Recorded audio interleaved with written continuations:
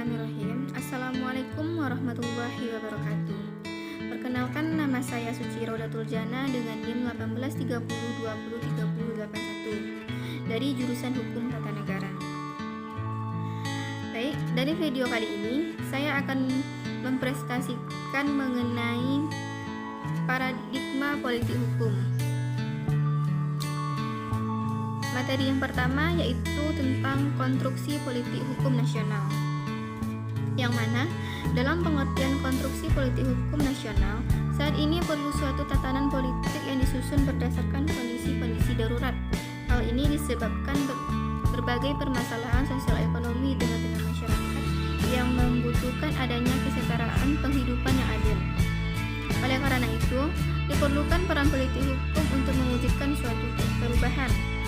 Hakikatnya, politik hukum berfungsi untuk merubah ius constitutum menjadi ius constituendum yang melahirkan dan menciptakan hukum baru dalam bidang ketenagakerjaan, khususnya dalam hal pengupahan.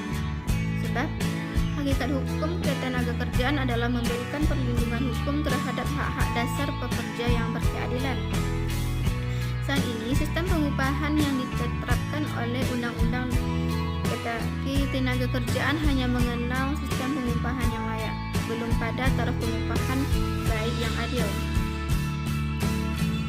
Berpijak pada prinsip yang dibangun oleh John Rawls bahwa keterlibatan pemerintah diperuntukkan dalam membantu pihak yang tidak beruntung dengan menetapkan regulasi-regulasi untuk melindungi pekerja atau buruh berupa pengupahan yang layak, adil, dan baik.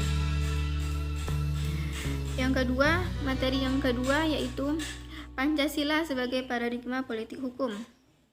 Dalam kedudukan Pancasila sebagai ideologi negara, maka Pancasila harus dijadikan paradigma dalam membangun hukum termasuk semua upaya pembaruannya. Ada beberapa alasan mengapa Pancasila dijadikan sebagai paradigma politik hukum. Yang pertama yaitu Undang-Undang Dasar 1945. Dalam kedudukan Pancasila sebagai norma hukum tertinggi, dalam hal ini sebagai pokok pikiran pembukaan hukum dasar yang menciptakan pasal-pasal hukum dasar tersebut, menentukan isi dan bentuk lapisan-lapisan hukum yang lebih rendah dan norma hukum yang lebih rendah. Maka penentuan Pancasila sebagai norma hukum yang menggariskan pokok-pokok pemikiran pembukaan hukum dasar merupakan jaminan tentang adanya keserasian dan tiadanya pertentangan antara Pancasila sebagai norma hukum yang terdapat dalam hukum dasar dan norma-norma hukum yang lebih rendah. Alasan yang kedua yaitu TAP MPR nomor 20/MPRS/1966. Berdasarkan TAP MPRS nomor 20/MPRS/1966, Pancasila itu menjadi sumber hukum material dalam arti sebagai asalnya hukum. Dalam TAP MPRS tersebut menyatakan bahwa sumber dari segala tertib hukum Indonesia adalah pendapat yang kesadaran cita-cita hukum yang dapat diambil dari sumber material dan historis, sosiologis, antropologis, dan filosofis yang semuanya terkandung dalam undang-undang Pancasila. Alasan yang ketiga yaitu norma fundamental negara. Profesor Mr.